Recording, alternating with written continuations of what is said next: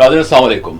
Mobile सामने आप सभी का खैर मकदम है। मैं हूं आपका मेज़बान सैयद बाकर। आज के इस प्रोग्राम में देश की बात करेंगे, विदेश की बात करेंगे, जो अहम मौज़ूआत है उस पर हम बात करेंगे और ये देखेंगे कि किस तरह से यानी महंगाई की जो मार है लोगों पर पड़ रही है। यानी पेट्रोल अगर जायज़ा ले तो तीसरी मरतबा चंद दिनों के दौरान तीसरी मरतबा बढ़ चुका है। पेट्रोल की कीमतें, डीजल की कीमतें, अब पकवान गैस का अब आने वाले दिनों में क्या होगा इल्म नहीं है। कमर्शियल गैस जो थी उसका पहले ही यानी ज़बरदस्त अंदाज में उसकी जो है कीमत बढ़ चुकी है और ये पेट्रोल और डीजल की जो कीमतें बढ़ रही हैं उसके असरात ज़रूर जो दीगर अशिया ज़रूरिया हैं उस पर भी पड़ रहे हैं। तो अवाम का क्या सोचना है, उनकी क्या तकलीफ है, उस पर नजर डालेंगे और इसके साथ साथ एक अमेरिका से पेशकश हमको मिली है, बहरहाल उस पर भी बात करेंगे क्योंकि अमेरिका के वजीर खारजा का दौरा हुआ भारत का। इस दौरे के दौरान उन्होंने पेशकश आखिरकार कर दी है। अब सवाल यहां पर यह पैदा होता है कि हमारे करीब में जो दुकानात हैं हम वहां छोड़कर एक दूर की दुकान 7 समंदर पार वहां से ये तेल क्यों लें। इस पर हम अपने मौजूद मेहमान से जरूर सवाल करेंगे। इसके साथ साथ हम बात करेंगे मुल्क के हवाले से। अगर मौसम की बात करें तो मौसम इंतहाई सख्त गर्म मौसम तेलंगाना में और जुनूबी हिंद में भी यानी रिकॉर्ड किया जा रहा है। गर्मी यानी कि जो हीट है वो इंतहाई इस कदर हो चुकी है। अगर तेलंगाना का हम जायजा लेते हैं तो 16 अमवात हो चुकी हैं। इस पर भी नजर डालेंगे कि माहिरीन मौसमियात क्या कह रहे हैं और इसके बाद फिर हम बात करेंगे आलमी सतह पर क्या हालात बने हुए। एक जानिब अमरीकी वज़ीर खारजा का दौरे हिंद हो रहा है, दूसरी जानिब पाकिस्तान के जो फौजी सरबराह हैं वो तेहरान पहुंचते हैं और पाकिस्तान के जो वज़ीर आज़म है वो बीजिंग पहुंचते हैं और इसी के साथ खतर का एक डेलीगेशन वो तेहरान पहुंचता है। जो जंग बंदी है वो कितनी देर यानी कायम रहेगी या फिर क्या कुछ खदशात हैं, इस पर भी हम आज के इस प्रोग्राम में नजर डालेंगे। और दूसरी जानिब इजराइल की बर्बरियत जारी है, लेबनान पर हमले हुए 10 से ज्यादा शहादतें हो गई, गजा में भी सिलसिला जारी है, इस पर भी हमारी नजर होगी। लेकिन इससे पहले हम हैदराबाद का रुख करेंगे और ये जानना चाहेंगे कि ये किस तरह का मामला है, किस तरह से जो यानी जराइम पेशा लोग कहें या फिर कुछ और पेशा लोग हम कहें, कौन है ये जिनको जो है यकीनन जिन पर शिकंजा कसने की जरूरत है कि आज जो कानून की हिफाजत करने वाले हैं, बल्कि कानून की हिफाजत के साथ साथ लोगों के हुकूक की बात करने वाले हैं, अदालतों का रुख करने वाले हैं, अदालतों में अपनी खिदमात फराहम करने वाले हैं, बल्कि एक ख़ास तौर पर अगर हम देखें वक्फ की इमलाक के हवाले से अपनी खिदमात अंजाम देने वाले एक वकील को मुबैना तौर पर यानी हिट एंड रन के जरिए कहा जा रहा है कि उनका कत्ल कर दिया गया। मामला क्या है, इस पर भी आज के इस प्रोग्राम में हम उसी से आगाज करेंगे। मेरे साथ स्टूडियो में मौजूद हैं सीनियर सहाफ़ी सियासी तजियाकार इमाम माजिद साहब। मैं माजिद साहब का स्टूडियो में इस्तकबाल करता हूँ। माजिद साहब अस्सलाम वालेकुम। माजिद साहब के अलावा हमारे ब्यूरो चीफ 4TV के SM रफ़ी वो भी हमारे साथ इस वक्त हैदराबाद से जुड़ चुके हैं। रफ़ी अस्सलाम वालेकुम।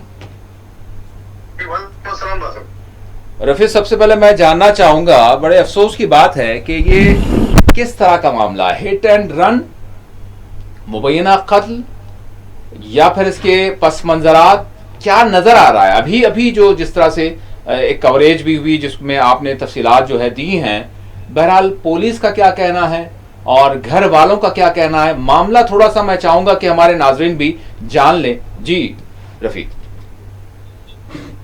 देखिए बासर, ये एक दूसरे तरीके का कत्ल है, इसको इंटेंशनल करते हुए अनइंटेंशनल बनाने की कोशिश की गई है। लेकिन CCTV फुटेज में ये बिल्कुल साबित हो रहा है कि जानबूझकर हिट किया गया है, जानबूझकर फर्ज को टारगेट किया गया है। ये बात मैं रफी आपसे यहाँ पर नाजरीन से भी कहना चाहूंगा कि हैदराबाद का मामला है। हैदराबाद के नामपल्ली शांति नगर इलाके में आप देख रहे हैं, जो तस्वीर आपको नजर आ रही है, एक वकील है जिनका नाम ख्वाजा मोइजुद्दीन है, सीनियर वकील हैं, वो अपने यानी गाड़ी के पास आपको नजर आ रहे हैं और उतने में देखें आप अभी वो शायद बैठने ही जा रहे हैं अंदर और एक दूसरी गाड़ी बिल्कुल करीब से और थोड़ा सा टर्न लेते हुए इनको बाज़ाब्ता तौर पर हिट करते हुए आगे बढ़ रही है। तो ये मामला हैदराबाद का है। बहरहाल इसी पर हम जो है जानकारी ले रहे हैं कि क्या मामला है। जी रफी प्लीज। तो आपने तस्वीरें भी देख रहे होंगे टीवी पर, सीसीटीवी फुटेज जब भी उनके घर का जो सीसीटीवी फुटेज है, उनके पड़ोसी का जो सीसीटीवी फुटेज है, वो भी दो साइड का भी टीवी फुटेज है। हाँ। तो उससे साफ जाहिर ये होता है कि इंटेंशनली जानबूझकर वो मोइजुद्दीन को टक्कर दी गई। उनका मन यही था कि उनका कत्ल किया जाए। अब इसमें बात यह है कि जो आदमी गाड़ी चला रहा था उसका तो कोई दुश्मनी थी नहीं होगी जी मोइजुद्दीन से, तो इसीलिए इसके पीछे कोई साजिश हो सकती है कि कोई आदमी इनको हायर करते हुए या फिर कोई अच्छे ड्राइवर को कार देते हुए जिसका कोई नंबर प्लेट नहीं है और एसयूवी टाइप गाड़ी है, तो इससे पीछे कोई ना कोई फर्ज जरूर है। एक बात ये आ रही थी कि स्टेटमेंट उनके फर्जन जो है वो फरहान ये कह रहे हैं कि कुछ अफराद के नाम वो बता रहे हैं, उनको शुबा है उन लोगों पर और उनसे उनके वालिद जो इस वक्त प्रॉपर्टी की वकालत कर रहे हैं उनकी और उनके दरमियान कुछ मतलब कहा सुनी हुई है। इससे पहले भी उनसे कुछ मामलत की बात की गई है, तो उसी बुनियाद पर फरहान उन फर्द अफराद के नाम ले रहे हैं। तो पुलिस को सिर्फ उसी पर नहीं चाहिए। अगर मैं एक बात पुलिस को भी फिर आपके जरिए आवाम को भी और हम खुद भी ये जानने की कोशिश करना चाहिए कि अक्सर होता है कि दो की लड़ाई में तीसरा फायदा उठाता है। जी जी।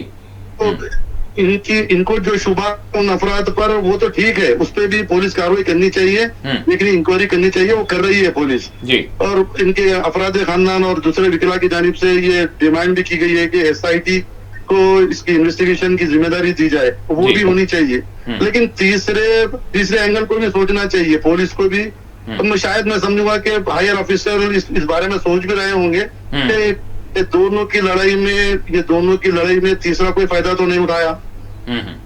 तो आपने देखा बैरिस्टर रवीसी ने अपने स्टेटमेंट में कहा, बड़े दुख के साथ कहा, और मैं हमेशा मैं देखते रहता हूँ कि बैरिस्टर रवीसी कोई भी इंसानी नुकसान का वो मतलब खुलकर मजम्मत करते हैं जी। इस मामले भी वो मजम्मत किए हैं। उन्होंने कहा कि इसके पस पर्दा जो अफराद है उनका हमेशा से ये रवैया रहा है, उनका हमेशा से ये कहना रहा है कि कातिल कोई हो उसके पीछे उसका मकसद क्या है, वो मकसद तो खत्म किया जाए। तो उनका डिमांड भी यही था उनके घर पहुंचने के बाद के इनके पीछे कौन अपराध है, कोई के खिलाफ भी सख्त कार्रवाई की जाए और उनकी जमात की तरफ से इसकी मजम्मत भी की गई है। तो मैं ये पूरे मामले में ये कहना चाहूंगा जो शख्स चला रहा था वो तो रास्त उनका दुश्मन नहीं था, एडवोकेट ख्वाजा मोइजुद्दीन का, लेकिन किसने इनको हायर किया, किस मकसद से हायर किया है, ये खुला दिख रहा है कि कोई मारने की नीयत से ही उस तरीके की गाड़ी चलाई गई कि ये गाड़ी स्टार्ट करने से पहले कपड़ा वगैरह निकाल कर अपनी आईने को पहुंचने के लिए दूसरा गाड़ी से निकले। पहली बार जब गाड़ी में पहुंचे फिर दोबारा जब निकले तो जानकार है, वो इनको फॉलो कर रहा था कब घर से निकलेंगे वो करेंगे। फिर इत्तेफाक की बात ये है कि आज वो मतलब किसी को पहुंचा देने के लिए निकले थे। अच्छा, उसकी तक इतला इनको है कि भाई वक्त पे ये निकलेंगे। तो मतलब कहीं ना कहीं इनके करीबी लोगों से उसके राबत है और उसके बाद में उसका मकसद जो पूरा हुआ हिट एंड रन का मतलब उसके बाद में फुटेज में नहीं दिख रहा है वो कितना ऊपर उछले। ठीक है, डोर को प्रेस होने के बाद वो बहुत ऊपर उछले जी। उसके बाद वो ऑन द वे उनकी डेथ हो गई। तो ओवरऑल इसके पीछे कोई ना कोई साजिश जरूर है। अच्छा रवि, इस दौरान ये भी बात तो सामने आई कि इनको धमकियां मिल रही थी। नहीं, धमकियां नहीं अब ऐसा मिल रही थी नहीं, उनके फर्जन ने साफ कहा है कि आलम फैमिली के फर्द हैं, उनकी ऑफिस पे आकर बोले थे कि भाई देखो ऐसा मामलेदारी कर लो, क्या मतलब कॉम्प्रोमाइज कर लो, अगर नहीं तो आगे आऊंगा देखेंगे। छुपी छुपाई भी कोई नहीं है, ना शक की कोई बात गुंजाइश है इसमें। उन्होंने खुलेआम का स्टेटमेंट में कह रहे हैं फरहान मुझे ऐसा ऑफिस पे हिमायत नगर पे आके गया था कि कॉम्प्रोमाइज कर लो, आपके वालिद को समझा लो, नहीं तो फिर उसके बाद का अंजाम आप लोग देखना है करना वगैरह। इससे भी इनकार नहीं कर रहा हूँ, लेकिन मैं ये कहना चाह रहा हूँ कि इसके अलावा भी कुछ हो सकता है। इसके अलावा भी क्योंकि वो पेशे से एडवोकेट है जी। तो सिर्फ ये अपनी जिंदगी में ये एक ही केस नहीं लड़ रहे थे। ये थोड़ा शिद्दत के साथ, थोड़ा वक्त प्रॉपर्टी का है, थोड़ी शिद्दत के साथ कर रहे थे इसमें, लेकिन इसके अलावा भी एडवोकेट के कई और केसेस होते हैं, उनकी जाति किसी दूसरे से दुश्मनी होती है, तो वो जाविये से भी पुलिस को काम करना चाहिए और दूसरे लोगों को इस बारे में भी सोचना चाहिए। मैं जो स्टेटमेंट दिया गया, जिस पर शुबा किया गया, उससे भी इनकार नहीं कर रहा हूँ, लेकिन फिर भी इस जाविये से भी पुलिस को तहकीकात करनी चाहिए। यकीनन अभी तक की जो तहकीकात, यकीनन अभी बहुत कम वक्त हुआ है, लेकिन अभी तक का यानी पुलिस की जानिब से क्या कहना है? जो इब्तिदाई रिपोर्ट्स अभी मिल रही हैं तो वो क्या कह रहे हैं? और फिर यानी कि किसी की भी जान की हिफाजत की बात है, और अगर हैदराबाद शहर में जो अमन का गहवारा है वो यहाँ पर इस तरह से बाज़ाब्ता दिन के उजाले में इस तरह से अगर मामलात होते हैं, यानी पहले भी कत्ल हुए, हम ये चाहते हैं, शहरी ये चाहते हैं कि लोगों की जान और उनके माल की जो है हिफाजत यकीनी बने। यानी पुलिस हमारी हर तरह से मुतारक है, लेकिन कहाँ पर चूक होती है, एक चीज़ ये है, और दूसरी बात ये है कि इसके हवाले से क्या तहकीकात अभी तक सामने, मतलब अभी तक इब्तिदाई तौर पर कहा जा रहा है? जी, इसकी सीपी हैदराबाद सज्जनार ने डीसीपी रक्षिता को दी है। रक्षिता ने भी दी है, मतलब मफरूर मुलजिमीन जो है उनको अरेस्ट करने के लिए। जी, अभी तक तो उन लोग मतलब पुलिस को कोई ऐसी कामयाबी मिली नहीं है, चूंकि वो गाड़ी की कहाँ तक पहुंची उसके सीसीटीवी टाइमिंग से पूरा मैच करना पड़ता है, क्योंकि उसके नंबर प्लेट नहीं है, और वो गाड़ी कौन सी सीट गई है, तो कैमरा बाय कैमरा उसको चेक करना पड़ता है। तो उसके लिए पुलिस को कुछ वक्त लगेंगे जरूर, लेकिन पुलिस पहुंच जाएंगी। अब जहां तक आपने कहा कि भाई बिल्कुल भी ऐसे वाकयात नहीं होना चाहिए या फिर भारतगिरी नहीं होना चाहिए, मैं समझता कि पुलिस इस मामले में कुछ कर सकेगी। जाती दुश्मनियों के मामले में या आपसी मामले में, आपसी जब लड़ाइयाँ होते हैं तो पुलिस उसकी हिफाजत नहीं कर सकती, क्योंकि डिपार्टमेंट के पास 1-to-1 तो कोई पुलिस हो सकते। तो हाँ, ये बात जरूर है कि पुलिस डिपार्टमेंट में लैप्सेस है कुछ, कि उनकी गिरफ्तारी से लेकर कोर्ट में जुडिशियल कस्टडी में देने तक इसकी जो कार्रवाई होनी चाहिए उस तरह की नहीं होती। बस अपने हिंदुस्तान का जो कानून है उस पर अमल किया जाता, और पुलिस कहीं ना कहीं, जैसा मिसाल के तौर पे यहाँ पे कोई बड़ा खाता है, के पीछे कोई बड़ा साजिशी है, उसको आराम से वीआईपी ट्रीट दिया जाता है वगैरह वगैरह। उसके बाद फिर उसको कोर्ट में पेश किया जाता है, जाओ तुम आराम से मतलब जेल में गुजारो, उसके बाद फिर आओ, फिर जाने वाले की जान चली गई, फिर अपना मकसद पूरा करके अपने काम पे लग जाओ।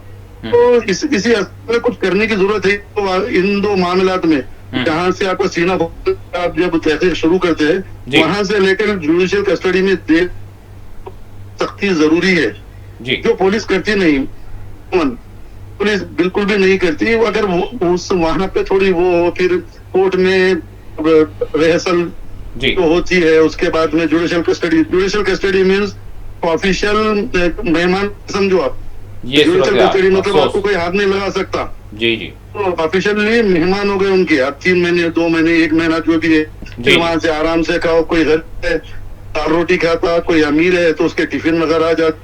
तो जो मामला थे कई बार ऐसा कहा है कि मतलब सही तरीका भी ये है कि कोई भी ऐसा कातिल हो तो उसको अंडर प्रिजन उसकी कार्रवाई करना यकीन जरूरी है, की जरूरत है। क्योंकि उसको अगर उन्हें की ट्रायल अगर हो जा रही, मतलब उन्हें बेल मिल जा रही, उसको बाद में छूट जा रहा, फिर बाहर निकल के उन्हें केस लड़ रहा, तो आराम से लड़ता। यकीन उन्हें तो बोलता एक दिन जाना है, 4 महीने 3 महीने जब भी पेशी है, जाऊंगा फिर वापिस आऊंगा, अपने काम करूंगा। तो उन्हें ट्रायल प्रिजनर अगर रहा जी, तो तब बात बनती, बहुत बिल्कुल ऐसा कर सकते हैं आला ओहदेदार या फिर हुकूमत ऐसा कर सकती है। तो सर इस मामले में कहा कि अलग एक अदालती तहकीकात करवाई जाए, जल्द से जल्द मतलब पूरी की जाए जी। तो उस तरह की बात की गई है। हैदराबाद के एमपी हैं, मैं समझता हूँ कि ओहदेदार उनकी बात सुननी भी चाहिए और के ऊपर करना भी चाहिए, क्योंकि दरअसल रवेसी की बहुत ज्यादा रहती है इस पर। कुछ हो जाए, लेकिन जानी नुकसान के बारे में वो बहुत काफी फिक्रमंद रहते हैं और उनके खिलाफ वही अख्तियार करते रहते हैं हमेशा। यकीन। बहुत बहुत शुक्रिया रफी, आपने तफसीलात बताई, थैंक यू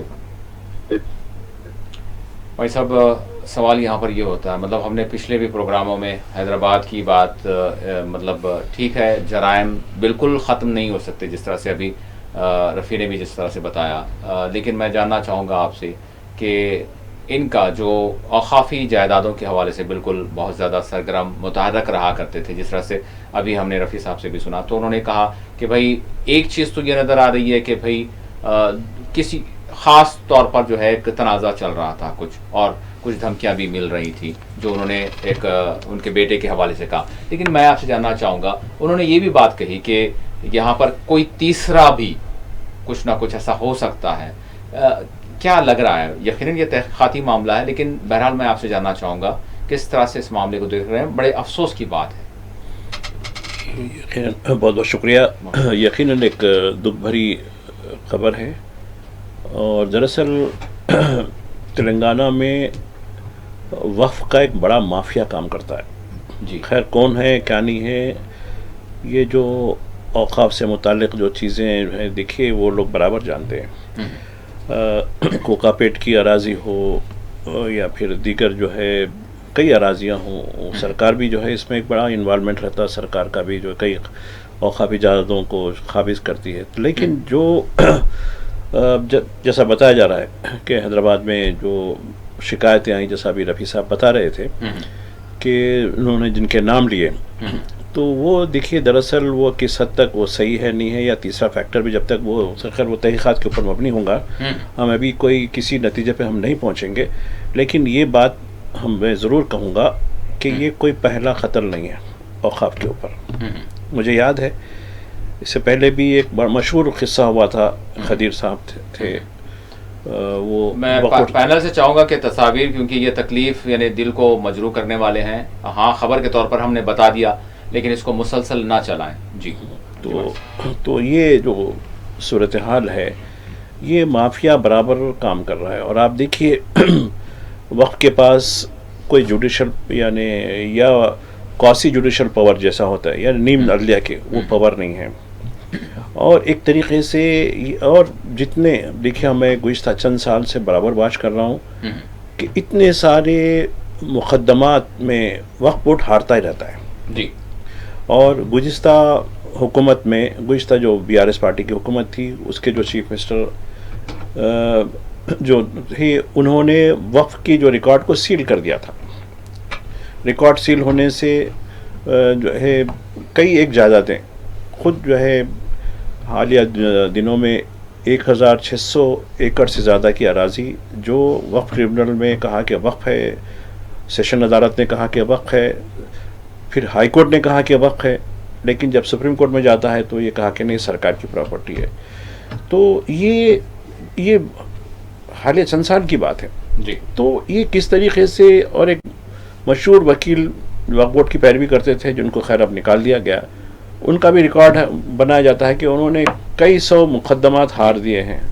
खैर वो उनकी शख्सी असासे अलग होंगे जो कुछ होंगे, लेकिन मुक़द्दमात हारने के बाद इनको जो भारी भरकम माफिया की तरफ, एक मरतबा फिर कहूँगा कि ये तस्वीर निकाल दें जी। जी भारी भरकम जो मुआवजा मिलता है हारने का जो है जी, लोग जीतने का तो यानी एजाज़ तो मिल जाता है जीतने के बजाय, लेकिन हारने की जो है फीस मिलती है बड़ी मोटी मिलती है। यानी वक्फ बोर्ड में आमतौर पर यह बताया जाता है, कोई अच्छे वकील भी हैं जो बहुत संजीदगी से काम कर रहे हैं, ऐसा नहीं मैं सबके ऊपर नहीं, लेकिन जो चंद नशान करदा ऐसे वकील हैं जिनका नाम या इस फोरम से मैं लेना मुनासिब नहीं समझता, हालांकि मैं जानता हूँ उनके बारे में भी, उनको हारने की फीस दी जाती है, भारी फीस दी जाती है, जीतने की नहीं, हारने की फीस मैं बता रहा हूँ। तो ये वफ़ का मामला। और रही बात मोइज़ साहब, मेरे शख्सी जो है मरासिम भी थे, उनसे अक्सर बात होती रहती थी जी।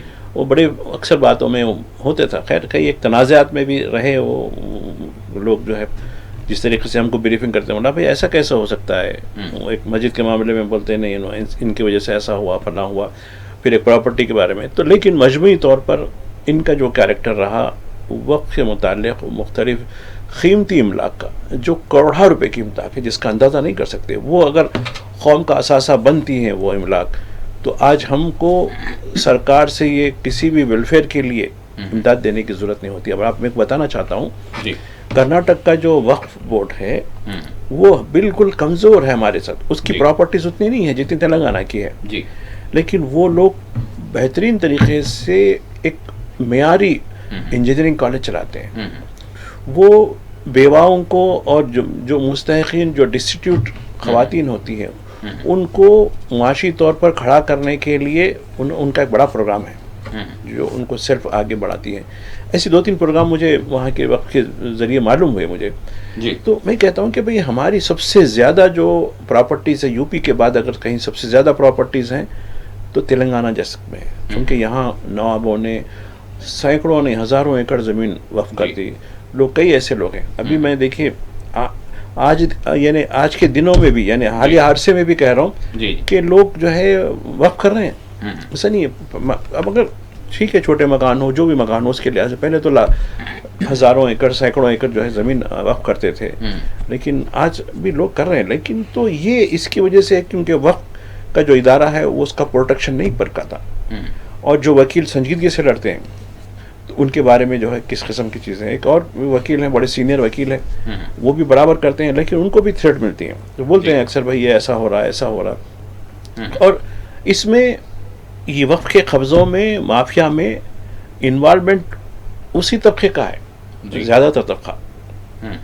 ने बताने का मकसद ये है कि जिस तबके की बहबूद के लिए उनके आबा व अजदाद ने औकाफी जायदादों को वक्फ किया था, औकाफी इमलाक को वक्फ किया था, उस पर जो ज़्यादा काबिज़ीन है, दूसरे तबके के भी होंगे, बहुत कम है, सबसे ज़्यादा काबिज़ीन उसी तबके के लोग हैं, और वकला भी उसी तबके के हैं, माफिया भी उसी तबके का है, हारने का इनाम पाने वाला भी वही तबके का है। यानी किधर जा रहा है कौम, किधर जा रही है?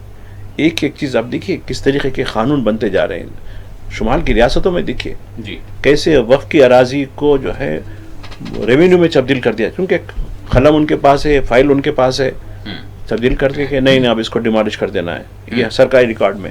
उत्तराखंड में मेरे साथी बता रहे थे, मैं कह रहा हूँ मैं जब हम उत्तराखंड में देहरादून में थे कुछ दिन पहले अरसे में, तो वो बता रहे थे कि भाई ये देखो अब यहाँ हम नमाज नहीं पढ़ सकते, फला है वाला। भाई क्यों? तो ये वक्त के रिकॉर्ड में है जी, लेकिन अभी ये जो मौजूदा सरकार आई ने उसने रिकॉर्ड तब्दील कर दिया, अदालत में झूठा मुकदमा डाल के कहा कि नहीं ये सरकारी अराजी पे है, इसको हम डिमोलिश कर दे रहे हैं जी। अदालत बोली अरे साहब नहीं है, ये पुराने रिकॉर्ड देखिए, कहानियाँ देखिए, पुरानी कहानियाँ देखिए। और वो जज साहब भी कैसे हैं, उनको इनाम मिल गया बाद में। ये नहीं, हमारे पास अब कानून की हुक्मरानी का सवाल ख़त्म होता जा रहा है। अदालतें अच्छी ज़रूर हैं लेकिन उसमें कुछ ऐसे बंदे हों, अब जाके बहुत साल का अब देखो वो उसको रिवार्ड मिलने वाला है वो जज साहब को जी। तो ये ने इस पूरे सिस्टम में अगर खुद उसी तबके के लोग बजाय तहफ़्फ़ुज़ करने के कब्ज़े करते जाएंगे, इस तरीके की जो सूरत हाल पैदा होगी, तो मैं समझता हूँ कि ये चीज़ें होंगी। और मैं समझता हूँ कि मोई साहब का जो कत्ल है, मैं समझता हूँ कि ये जो है रंग लाना चाहिए, यानी कौम यानी मिल्लत में बेदारी आनी चाहिए। अभी कई ऐसे लोग हैं, एक वाक़या भी हुआ यहाँ, एक मस्जिद का वाक़या, एक इंस्टीट्यूट का मौलाना आज़ाद के नाम से, उसमें भी कुछ लोग जो है, कुछ आलिम दीन भी इनके ख़िलाफ़ हो गए कुछ लोग। तो खैर कह नहीं सकते वो आलिम दीन है नहीं है, लेकिन शबी से तो नहीं ये वकील साहब, अरे भाई एक वकील साहब एक काज के लिए काम कर रहे हैं, वक़्त की प्रॉपर्टी को बचाने के लिए काम कर रहे हैं, लेकिन वो फला मौलाना की जो है मफाद को टकराता तो लिहाजा इनके ऊपर खुतबा भी दे देते हैं। तो मैं समझता हूँ कि ये चीज़ें कौम की बेदारी के लिए ज़रूरी है। ठीक है एक इंसान चले गया, हमारी सफ़ों में नहीं है, लेकिन जो कल्प्रिट है क्या उनको सही तौर पर पकड़ा जाएगा? जैसा अभी बताया गया है जी कि इसके पीछे कोई और भी साजिश हो सकती है, क्योंकि पहले से एक मामला चल रहा था, तो आमतौर पर शक उसी पे जाएगा ना जी। हाँ, जो उनका जो लड़का जो बता रहा था वो शक की बुनियाद पर कह रहा था जी जी। और एक चीज़ मैं बताना चाहता हूँ, मैं काफ़ी वॉच कर रहा था ये वीडियो को, कई बार देखा मैं, अभी जो बताना बंद कर दिया, अच्छा किया आपने जी। ये जो शातिर ड्राइव करने वाला है वो, हाँ। अब आप देखिए जो है एडवोकेट साहब जिस दरवाजे से कार में दाखिल होना चाहते थे वो दरवाजे को धक्का तक नहीं लगा, कार को धक्का नहीं लगा, एक खरश तक नहीं आई जी। लेकिन उनके जिस्म को उड़ा के लेके चले गए उन्हें कई फीट दूर। अब जो साहब वीडियो में बता रहे थे आप कुछ देर पहले जी, कई फीट दूर उठा के लेके चले गए, यानी ऐसा कि बिल्कुल एक हवा के जरिए उनको कलेक्टिव अंदाज, मतलब यानी कितना माहिर, यानी ये सुपारी दी गई है असल में। और ये शातिर ड्राइव करने वाला बड़ा शातिर, वो कहीं इंतजार में ठहरा हुआ था, वो एंगल की तलाश में था और ऐसा एंगल लिया उन्हें। ठीक है, उसकी जो पेशेवराना, ठीक है गलती जरूर है, लेकिन पेशेवराना जो उसकी जो सलाहियत है उसको लिया गया। उन्होंने कहा कि भाई कार में भी कुछ खर्च ना हो और इनकी ऐसा उठा लिया जाए इनको कि बस इनको फैटल हो जाए। तो देखिए आप वो पूरी सीक्वेंस में कई बार देखा, रिवर्स भी देखा, फॉरवर्ड भी देखा, देख के बना रही है तो कोई प्रोफेशनल है, ये आम आदमी नहीं कर सकता ये। तो और वो कार वेटिंग में थी और मुझे एंगल लेफ्ट एंगल से नहीं आ रही, वो रॉन्ग उधर ठहरी हुई थी, राइट एंगल में ठहरी हुई थी, वो इंतजार में थी कि कैसे मौका मिला। और इस दौरान में कोई पैसेंजर दूसरी कोई कमिट्स नहीं हो रहा था, बिल्कुल रोड साफ थी, सुबह का वक्त था, रोड साफ थी। और उसने एंगल देखा, एंगल देख के इन्हीं को उठा लिया, खाली कार के दरवाजे को खराश तक नहीं आई। तो यानी ये इतना प्रोफेशनल जो है किलर है जिसकी खिदमत ली गई हैं, तो यकीनन मैं समझता हूँ कि हैदराबाद की पुलिस सही इन्वेस्टिगेशन करेगी।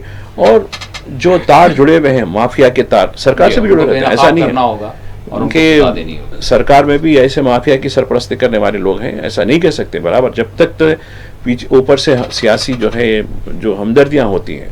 क्योंकि मैं जानता हूँ कई सवाल ये होता है कि जब अगर कोई काम यानी जस्टिस के लिए हो रहा था, किसी के हक के लिए हो रहा था, या फिर अगर औकाफी जायदादों के तहफ़्फ़ुज़ के हवाले से हो रहा था, तो सवाल ये है कि क्या अगर एक को अगर कोई ऐसी हरकत करते हुए ये समझ रहा है कि वो रास्ते से हट गए, तो फिर क्या कोई और नहीं आएगा? ये कुदरत का निजाम है कि कोई और जो है वो काम संभालेगा। एक चीज और देखा है, उनकी अपनी एक और मैं चीज महसूस लेने के लिए ठीक है, आप अगर इजाजत दें नाज़रीन, एक छोटा सा ब्रेक लेते हैं, ब्रेक के बाद फिर हम दोबारा हाजिर होंगे।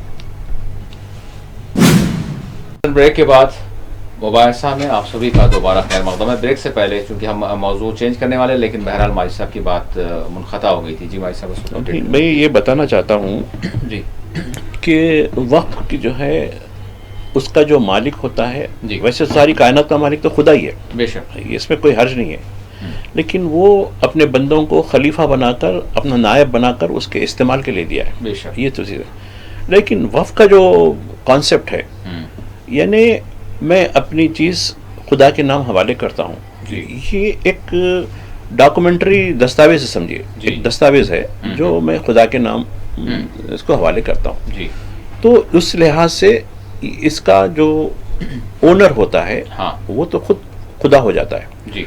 अब खुदा की ममलिकत पर आप जो है अपना हक झूठ की तरीके से जमाएंगे तो उसका तो खैर इनको दुनिया तो इनकी अच्छी होगी, खैर वो लोग अगर आखिरत का सोचते तो इसमें जाते नहीं से। नंबर एक। नंबर दो, मैं जब से मेरा सहाफती शऊर आया, जब से मैं इस पेशे में आया हूँ, बहुत सी चीज़ों को देखा हूँ, मेरी नज़र में भी है, मेरे जहन में भी है। ऐसे कई ख़ानदान हैं जो बड़े कर्र फर में अपनी चीज़ों को जो है माफिया के ज़रिए जो है हथिया लिए, लेकिन उनके जो ख़ानदान का जो अंजाम हुआ वो तो गुजर चुके, वो तो दुनिया में नहीं देख रहे हैं। लेकिन जिस हालत में देखा हूँ तो शायद वो बायस इबरत भी होती है। बाज़ खुद सोचता हूँ मैं, अरे क्यों ऐसा हो गया ख़ानदान। तब जब मैं उनकी क्रोनोलॉजी देखता हूँ तो नहीं ये साहब फला फला ये इस्तेसाल किए, तो देखिए इससे बचने की ज़रूरत है। खैर दूसरे तबके का है तो उसको मालूम नहीं, ये खुदा का, लेकिन जो जिस तबके के जो लोग हैं उनको तो कम अज़ कम इसका इदराक तो होना चाहिए कि देखो मैं तो चले जाऊँगा, लेकिन मेरे बाद मेरी नस्ल कैसे होगी। तो ये खैर जो खुदाबंदी होती है ये कब ज़ाहिर होती है कह नहीं सकते, क्योंकि खुदा के निज़ाम में बहुत सी छूट होती है। जब खींच होती है, जब पकड़ होती है तो कोई बच नहीं सकता। तो मैं समझता हूँ कि यकीनन हुकूमत तेलंगाना हमारे वक्फ बोर्ड को सही करे। एक तो ये कि मरकज़ी सरकार खुद हमारे वक्फ कानून को बनाकर तबाही की बायस बन रही है। और देखिए जिस तरीके से जो सिस्टम लगाया गया है वक्फ का, वो पूरी तरीके से उसमें अब गैर तबका भी शामिल हो जाएगा, जबकि गैर तबके की जो मजहबी मामलात हैं, जो धार्मिक रहती हैं, उसमें क्या दीगर तबके को नहीं शामिल होती, लेकिन यहाँ इन्वॉल्वमेंट कर दिया गया। यानी उनको ये हो गया कि अरे तुम लोग तो खा रहे थे, अब ये लोग भी खाना शुरू कर दें जी। एक जवाब पैदा किया जा रहा है। अगर हम मुनज़्ज़म होके हम इन चीज़ों से दूर रहते तो शायद मरकज़ की जो एंटी माइनॉरिटी सरकार बैठी हुई, एंटी मैं कह रहा हूँ, ये आप इसका बारे में डिस्क्लेमर मत दीजिए खुदा के लिए, जो सरकार बैठी हुई है वो सरकार बराबर जो है नशा, अरे ये लोग इतनी बड़ी जायदाद है, इतनी चीज़ें हैं, हम क्यों नहीं लेना, इससे इस्तेफादा करना, लिहाजा हमारे बंदों को इसमें घुसाने की ज़रूरत है।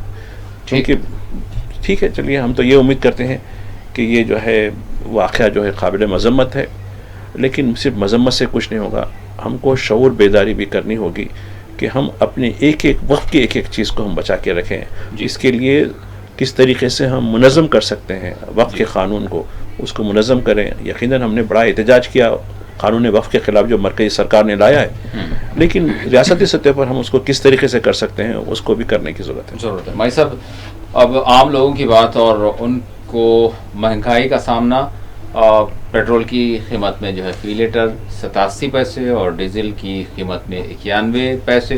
बहरहाल अगर दिल्ली में 98 रुपये पेट्रोल हो गया है तकरीबन वो टैक्सेस के साथ, तो वहीं अगर हम अपने हैदराबाद की बात करें तो 112 रुपये 81 पैसे, यानी 113 रुपये ही समझ लें आप तकरीबन।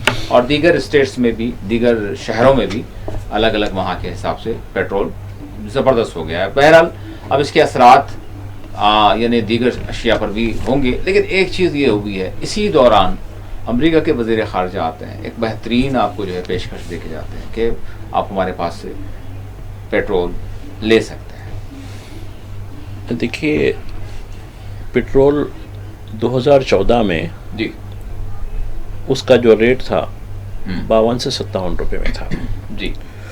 उस वक़्त डॉलर का जो रेट था 62 रुपये 18 पैसे था जी। और आज जब उस वक़्त पेट्रोल जो क्रूड ऑयल थे जी, क्राइसिस चल रहे थे, क्रूड ऑयल 120, 130, 140 तक पहुंचे थे जी। मनमोहन सिंह की सरकार थी, लेकिन उसके बावजूद हमको 57 रुपये मैक्सिमम मिल रहा था, 57 रुपये से पेट्रोल मिल रहा था। इस दौरान में देखिए बहुत सी तब्दीलियाँ हुई। अब सिक्का हमारा किस हद तक गिर चुका है, यानी 62 रुपये 18 पैसे से जाकर आज कुछ कम 100 रुपये हो गया। 100 रुपये दिए तो $1 मिल रहा हमको। ये इसके पर हमको नज़र नहीं है। ठीक है, पेट्रोलियम की जो दाम है उसके बारे में बात करेंगे। जब हम 147 डॉलर एक बैरल लेकर हम 57 रुपये में बेचते थे, या फिर बाद में 59 हुआ, 60 हुआ, तब क्या मामला था, तब कौन सी चीज़ें थी, और अब हम उससे कम में ले रहे हैं। ईरान से भी हमने कम में लिया और रशिया से तो बहुत कम में लिया था। उस वक़्त हमको बेनिफिट क्यों नहीं दिया गया? अब ये कहा जा रहा है कि अब ये मामलात होने की वजह से ज़्यादा हो रही है। ठीक है, हम समझते हैं चीज़ों को, लेकिन ये अब इतना ज़्यादा क्यों दिया जा रहा है? तो ये पूरी तरीके से सरकार आवाम के मफाद में काम नहीं कर रही है, कुछ तबक़ात के लिए काम कर रही है। और आप देखिए 2 महीने पहले, 2 महीने में 3 महीने पहले की बात है, जनवरी के महीने में वेनेजुएला के ऊपर जो कुछ हुआ है, वेनेजुएला के तेल पूरी कैप्चर हो गई, अमेरिकन कंपनियां कैप्चर कर ली। अभी पूरा मामला चल रहा ही था जी। एक प्रोक्योरमेंट कंपनी है, यानी तेल हासिल करने वाली कुछ कंपनियों को हमने पहले से इजाज़त दे रखी है जी, जिसमें एक रिलायंस कंपनी भी है जो तेल हमको लेती है, खरीदती है बाहर से, और हम उसके तेल लेकर हमारी रिफाइनरीज में, और ये हमारी जो यानी कंपनियां हैं, जैसा 5 कंपनियां काम कर रही हैं, जिसमें 3 पब्लिक सेक्टर की कंपनियां हैं, ये मार्केटिंग कंपनियां हैं। यानी ये रिफाइनरी से जो तेल निकलता है उसमें कई प्रोडक्ट निकलते हैं, जो सबसे ज़्यादा डीजल निकलता है और दूसरा पेट्रोल निकलता है, जेट ऑयल निकलता है, यानी जेट फ्यूल जिसको कहते हैं, जो तैयारों में इस्तेमाल होता है, उसके एक 11-12 बड़े प्रोडक्ट भी निकलते हैं, जिसमें वॉक्स वगैरह भी शामिल है जी, जिसमें आप मुख्तलिफ चीज़ों में इस्तेमाल में होता है, जैसे ग्रीस वगैरह, ये मुख्तलिफ ऑयल्स बनते हैं इसके अंदर। तो ये मार्केटिंग कंपनियां हैं, ये प्रोक्योरमेंट कंपनियां नहीं रहीं। पहले सरकार खरीदता थी, सरकार लाती थी, सरकार इन कंपनियों के ज़रिए बेचती थी। अब हमारी नया कंपनी एक है, रिलायंस कंपनी एक है, जो प्राइवेट में चलती हैं जी। एक पूरा मैं बैकग्राउंड देना चाह रहा हूँ हमारे नाज़रीन को। तो जनवरी के महीने में ये जब कैप्चर हुआ वेनेजुएला जी, तो उसी वक्त रिलायंस कंपनी ने माहिदा कर लिया और वहाँ से उनका तेल आ रहा बराबर, ये हो गया। दूसरा, जब ईरान से हमको परमिशन मिल गया 7 साल के बाद, हमने प्राइवेट कंपनियों को दे दिया कि ठीक है तुम भी खरीद के लाओ, हमको दे दो जी। और रशिया का जो तेल है, नयारा एक प्राइवेट कंपनी है, देखिए जो अक्सर आपको देखेंगा ब्लू उसकी जो है रहती है जी, रशिया का तेल ज़्यादा इस्तेमाल करती है, चूंकि रशिया का क्रूड ऑयल गल्फ का क्रूड ऑयल डिफरेंस है। और हिंदुस्तान में जी जो हमने पहले से जो रिफाइनरियाँ कायम की थी, ये दोनों किस्म के तेल को रिफाइन करने की हमारे पास सलाहियतें हैं। हाँ, जिसकी वजह से हमारे कुछ पड़ोसी ममालिक हमसे लेते हैं, हमसे ये तेल, रशिया का तेल जो सस्ते वाला है, सब आपके पास रिफाइन करा हुआ है ना, वो हमको दे दीजिए, क्योंकि हमारे पास वो गल्फ वाला जो रिफाइन करने का है, रशिया का तेल, क्योंकि और एक कुदरत की जो देखिए आप, हर सरजमीन की एक चीज, अब कहते हैं कि ये मट्टी कहीं सफेद होती, कहीं लाल होती, कहीं काली होती, कहीं ये, इसी तरीके से वो जो तेल की जो चीज है, अब जब आप क्रूड को देखेंगे, क्रूड ऑयल, अरे ये कीचड़ जैसा है, हंसते आप, अरे ये क्या है भाई, ये कीचड़ दिख रहा। आप कभी क्रूड का वीडियो भी निकाल, आजकल AI में आपको क्रूड बोलते हो, निकाल के देता हूँ पूरा, तो खैर आपको कुएं में जाने की जरूरत नहीं है, कुएं में किस तरीके से निकलता, अरे ये तो कीचड़ निकल रहा ना बोलते आप, उसी कीचड़ को क्रूड का जहाँ नाम देते हैं, उसी से हमारे पास वो कच्चे तेल से जो है हम पेट्रोल बनाते हैं, डीजल बनाते हैं, फ्यूल जेट बनाते हैं, वैक्स बनाते हैं, ये सब चीजें बाई प्रोडक्ट बनाते हैं जी। तो अब हमने जो पहले से ये कर लिया, वेनेजुएला से तेल खरीदना है हमारे को, और कितना 7 समंदर पार बोलते हैं ना, 7 समंदर पार होते हैं उसके अंदर जी, चाहे वो अरेबियन सी से जाइए या इंडियन ओशन से जाइए या बे ऑफ बंगाल से जाइए, आपको मेडिटेरियन सी मिलेगा, आपको पैसिफिक ओशन मिलेगा, फिर दीगर कई जो है आपको जो है ओशंस मिलते रहेंगे। समंदर 7 वो पार करना पड़ता है आपको अमेरिका से तेल लाने के लिए, या वेनेजुएला से तेल लाने, अमेरिका बिल्कुल, वेनेजुएला बिल्कुल पड़ोस में है बिल्कुल। तो ये अब हमको ठीक है भाई, राजी है, पहले ये हुआ था कि हम खा रहे, तो अब रूस से तेल बंद करके हम वहां से लेंगे तो और महंगा होगा, यानी हमको, और इसके तेल में इजाफे से दीगर रोजमर्रा की चीजों में कितना इजाफा होगा उसका अंदाजा लगाइए।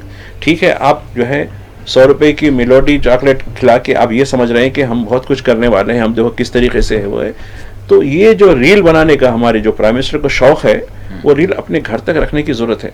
लेकिन आप जो मसाइल पैदा हो रहे हैं, जिस तरीके से जो क्या आपका क्या रोल है, जो बैनुल अक़वामी जिस पे आप विश्व गुरु कहते हैं, क्या मामला चल रहा है आपके साथ, यानी हिंदुस्तानी आवाम को क्या फायदा देना चाह रहे हैं, तो यही वजह है, इसकी वजह से बेरोजगारियां बढ़ रही। आज एक ड्रामा करे आप देखिए, आज जी मुलाजिमतें देने का, बिल्कुल 51,000 मेरा वही था कि मैं यहीं पर बोलूँगा, फिर इसके बाद एक हम क्लिप बताएंगे, लेकिन उससे पहले मैं यहाँ पर कुछ अर्ज करूँगा। जिससे आपने कहा 51,000 मुख्तलिफ महकमे जात में, सरकारी महकमे जात में जो तकर्रुरनामे हैं वो जो है हवाले किए गए और ऑनलाइन भी दिए गए, जिसमें हमारे जम्मू कश्मीर के भी बहुत सारे यानी कि नुमाइंदे थे, उनको भी जो है दिए गए।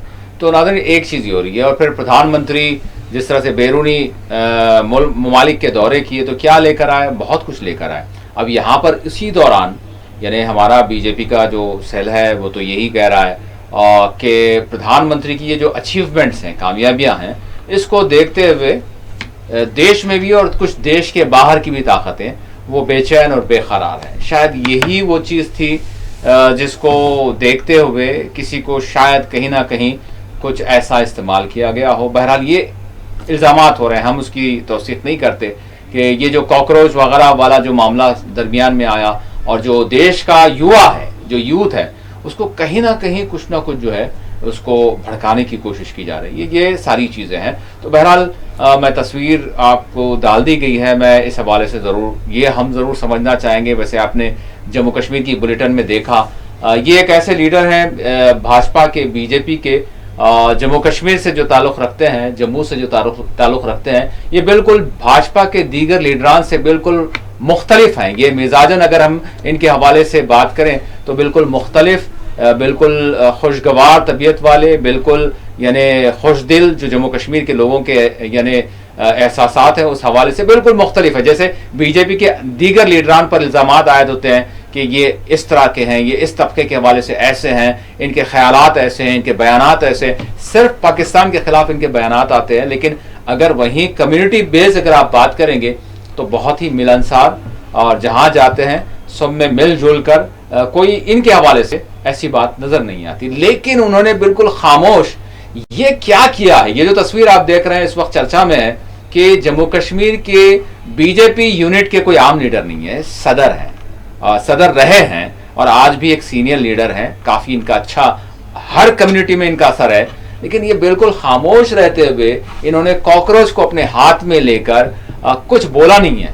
अब हम जरूर इनसे, अगर इनसे मुलाकात होगी या फिर बात होगी फोन पर, तो जरूर इनसे हम पूछेंगे कि आपने एक गाने के, एक नगमे के बैकग्राउंड में, वो मैं चाहूंगा कि माजिद साहब भी सुने, उसमें जो है आपने इस झिंगुर को कुछ इशारे किए हैं, इस कॉकरोच को आपने इशारे किए, क्या उसको आपने छोड़ दिया है या आपने उसको मार दिया है, या फिर आपका पैगाम क्या है इस एक कॉकरोच को लेकर, आप क्या पैगाम दे रहे हैं? तो बहरहाल मैं पैनल से चाहूंगा कि थोड़ा सुनाएं।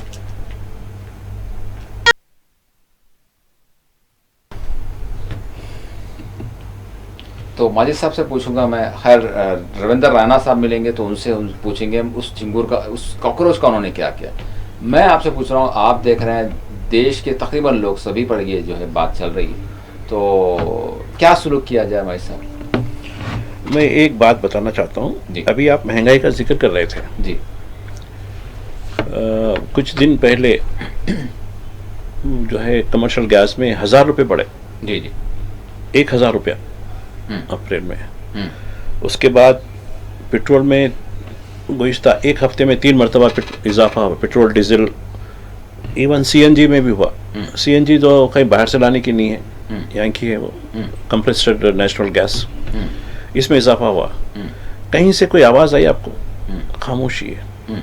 चूंकि सरकार समझती है अरे ये कीड़े मकोड़े झुंगुर पेस्टिसाइड्स है पूरे, तो हम तो पेस्टल झुंगुर हैं, हम लोग कोई नहीं है, तो इसलिए कहीं से कोई आवाज़ नहीं आती। तो ये बताने का मकसद मेरा यही है कि अगर हम सही माहौल में इंसान होते तो कुछ ना कुछ आवाज़ उठाते, जमहूरी तौर पर, जमहूरी दायरे में रहकर, कानून के दायरे में रहकर। आप ना मैं उठाया ना आप उठाए आवाज़, ना कोई अपोजिशन का उठाया, ना कोई अवामी सतह से कोई आवाज़ उठी, अरे भाई ये क्यों हो रहा है? 2014 से पहले तो आवाज़ उठती थी, 50 पैसे बढ़ गए पेट्रोल में, सड़कें जाम होती थी, पूरी तरीके से जो है रास्ता रोको होता था, धूम धड़ाका होता था, पुलिस के साथ मुठभेड़ होती थी। याद कीजिए आप 2012 की बात। बीजेपी की लीडर बोलेंगे 50 पैसे उस वक्त के 5 रुपए हुआ करते थे। खैर मैं जो बता रहा नहीं, जवाब मिलेगा तो नहीं, तो आज जी हम कीड़े मकोड़े हैं, इनको मालूम है। हिंदुस्तान की आवाम को हम ऐसा डाल दिए भाई, ये लोग उससे आगे, इनकी जो सोच है उससे आगे नहीं सोच सकते। हम अभी, मैं कल 2 दिन पहले जब 3 रुपये बढ़ गया था तो दिल्ली का एक क्लिप देख रहा था। दिल्ली में बड़े शान से कह रहा, अरे 200 रुपये है तो भी लेंगे साहब, देश हित में है ये। जब ये मिजाज बन जाता है तो हम कीड़े मकोड़ों से भी बदतर हो जाते हैं। कीड़ा मकोड़ा भी जो है एक सेलेक्टिव होता है, वही ग़िज़ा जो उसको सूट करती है वही खाता, दूसरे नहीं खाता उन्हें। जानवरों में एक बात देखा हूँ मैं बकरियों को देखता हूँ, गायों को देखता हूँ, ये कीड़े मकोड़ों को देखता हूँ, चूंटियों को भी देखता हूँ, और से देखता हूँ कि भाई ये चीज़ खाए तो ये नहीं खाते वो लोग। अब कई वक्त लोग बात जो है, कोई ऐसे जो है पुट्ठों के ऊपर, जो चुंटियों के पुट्ठे होते ना, वहाँ शक्कर ला के डालते। तो मैं बोला एक दिन नमक ला के डालो, खाती क्या देखो, नहीं खाती उन्हें। सिर्फ शुगर की जो छोटी छोटी टिक्कियाँ होती है उसको लेके जाती उन्हें ऊपर, अपने बिल में लेके जाती।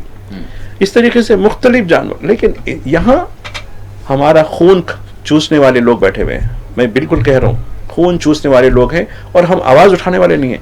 बिल्कुल हमको छोड़ने से भी कुछ होने का नहीं है, चूंकि गटर तो साफ हम ही करते हैं ना, गटर में जो तो होते हैं। तो हिंदुस्तान एक गटर बन चुका है अब, जिसमें झुंगुर तो होगा ही होगा।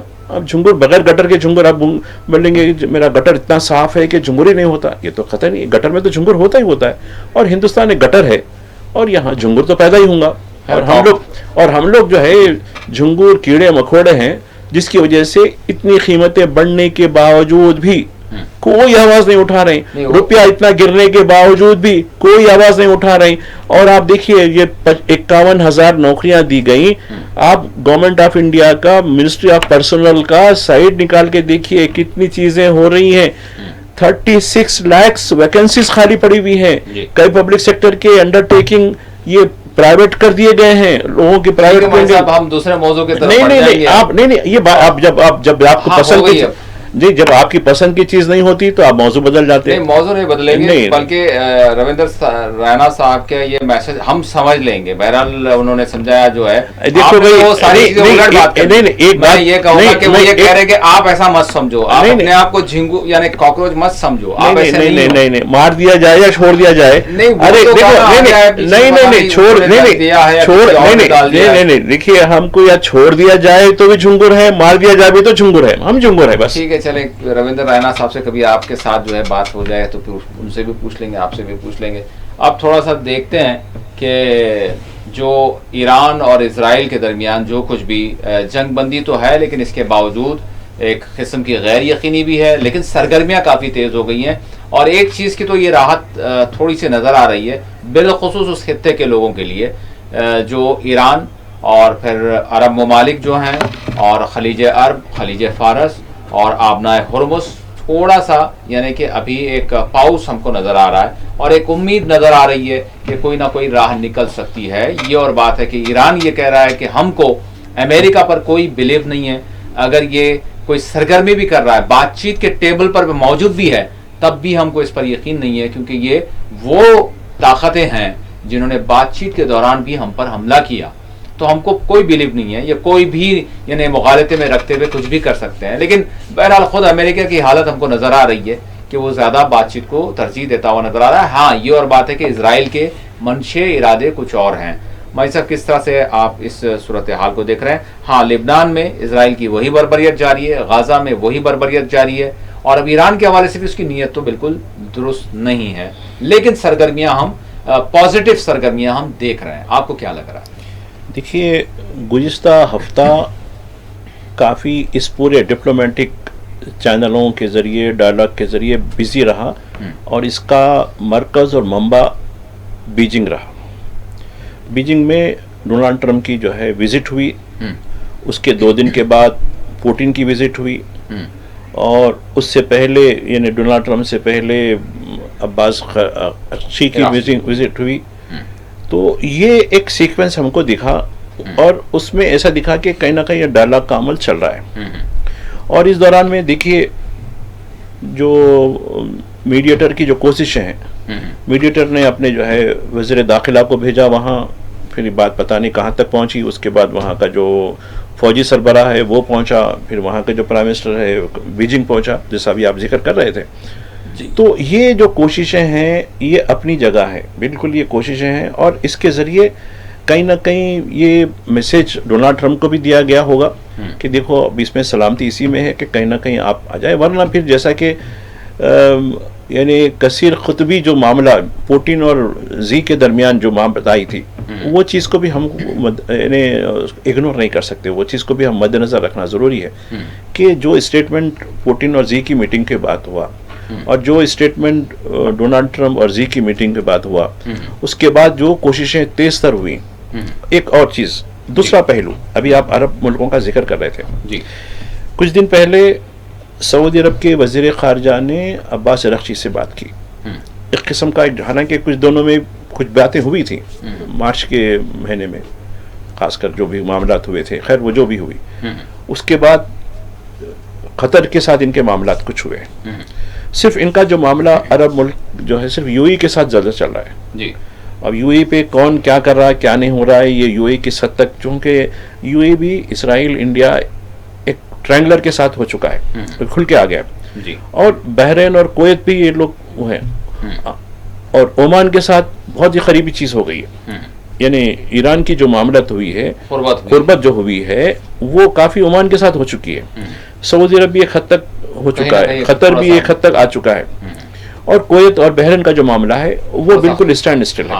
ये लोग एक, जबकि अमारत की तरफ से एक तरफ जो मीडिएटर है, मुझे ये बताया गया है कि 16,000 उस मुल्क के जो है बाशिंदों को धगड़ के निकाल दिया गया है। यानी उनको उनका सामान लेने या उनका असासा जो भी है लेने की भी इजाज़त नहीं दी गई, तैयारों से बिठा के वापस भेज दिया जा रहा था। ये कहा कि ये गैर कानूनी फला है, ये है, तो भाई अभी तक तो गैर कानूनी थे ही, अभी इस यही मौके पे क्यों निकाला जाना है? तो खैर उनका रीज़न होगा, उनका कानून होगा, जो भी होगा।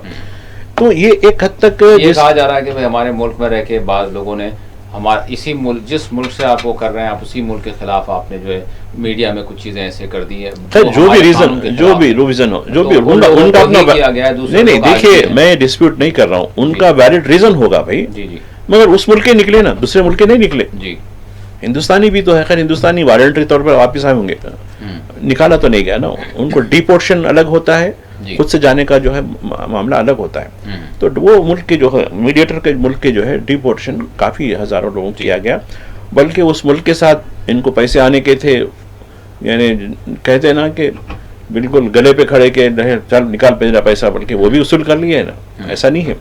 तो ये मामला कहीं ना कहीं तो एक तरफ सऊदी अरब के साथ इनका पैक्ट है मीडिएटर का, और हालिया दिनों में आपने देखा कि काफ़ी बड़ा इनका जो स्क्वाड्रन नफरी सऊदी अरब को भिजाई गई, और दूसरी तरफ ईरान के साथ इनके जो मराब है। तो ये अब समझने की ज़रूरत है कि ऐसे माहौल में क्या होना, जबकि इसराइली बर्बरी तो चल रही जी, उसके ऊपर कोई किसी की तवज्जो नहीं हो रही, ना तो मीडिया की तवज्जो हो रही है, ना किसी दूसरे फरीक की तवज्जो हो रही। वो तो मरने छोड़ दिए लबनानियों को, फलस्तीनियों को, उसके रहम करम पर छोड़ दिए, जबकि जो नोबेल इनाम के जो है दावेदार डोनाल्ड ट्रंप, उन्होंने खुद ये दो तरफ भी जो है पीस लगाया था जी, यानी एक तरफ लबनान में सीज फायर लगाया और दूसरी तरफ यहाँ पीस बोर्ड ऑफिस लगाया। ये खुद इस काबिल नहीं है कि वो अपने जो है जिसको अपना पता नहीं वो आका है या गुलाम है नहीं कह सकते, या उसके आका है या गुलाम है ये नहीं कह सकते, लेकिन उस पर अपना उनका असर ही नहीं हो पा रहा कि भाई अरे मैं कायम करा, मेरे बात सुनिए। तो मैं समझता हूँ कि अभी भी सिचुएशन कुछ भी ऐसी नहीं है, लेकिन जो इशारे मिल रहे हैं वो मुस्बित इशारे मिल रहे हैं कि हाँ कहीं ना कहीं ये चीज़ होंगी। लेकिन इसके बाद कुछ बात जो चीज़ें हो रही, एक तो ये ईरान को उसके असासे जो फ्रीज है वो मिल जाएंगे, दूसरा पानी के हुकूक मिलने वाले हैं, टोल, और न सिर्फ ईरान बल्कि जो खित्ते के दीगर ममालिक उनका भी फायदा होगा, उनको भी फायदा होगा। बस दुआ तमन्ना ये है बशमूल यूएई, क्योंकि यूएई को इससे खारिज नहीं किया जा रहा कि भाई आप भी इस खित्ते के, हालांकि वो बार बार कह रहे हैं कि आप हमारे भाई हैं, आप गलत फहमी में न रहिए। बस दुआ यही है, तमन्ना यही है कि काश ये मुत्तहिद हो जाए और अगयार की जो साजिशें हैं उसको समझें और इनको यहाँ से दूर करें, और एक ऐसी हिकमत अमली तैयार करें जिसके ज़रिए इसी इलाके के लोगों को जो है इसका फ़ायदा हो, जो भी आबना हुर्मुज़ के हवाले से। और फिर सबसे बड़ी बात यह है कि ये जो तफरीक़ा है, ये जो नफ़रतें हैं, ये जो दूरियां हैं, ये जो जंगें हैं, ये जो क़त्ल व गारत अब तक हो चुका है, इससे मुस्तकिल तौर पर निजात मिल सके। ये हो जाए तो यकीन माने आप बहुत सारी चीज़ें हो जाएंगी, ख़ुद मुस्लिम दुनिया के लिए, सारे इस खित्ते के लिए, और फिर इस रीजन के लिए और दुनिया के लिए भी। लेकिन बहरहाल जो ताकतें हैं वो तो रहेंगी, लेकिन मौजूद हैं। लेकिन हिंदुस्तान में हम हिंदुस्तान के 140 करोड़ चुंगुर हैं। बहरहाल इस पर अगले प्रोग्राम में बात कर लेंगे कि कॉकरोच हैं या नहीं हैं। बिल्कुल माई साहब इस पर बात करेंगे। बहुत बहुत शुक्रिया, आपने वक्त दिया। नाज़रीन, इसी के साथ खुसूसी प्रोग्राम मुबाहिसा अपने अख्ताम को पहुँचता है। अल्लाह हाफ़िज़।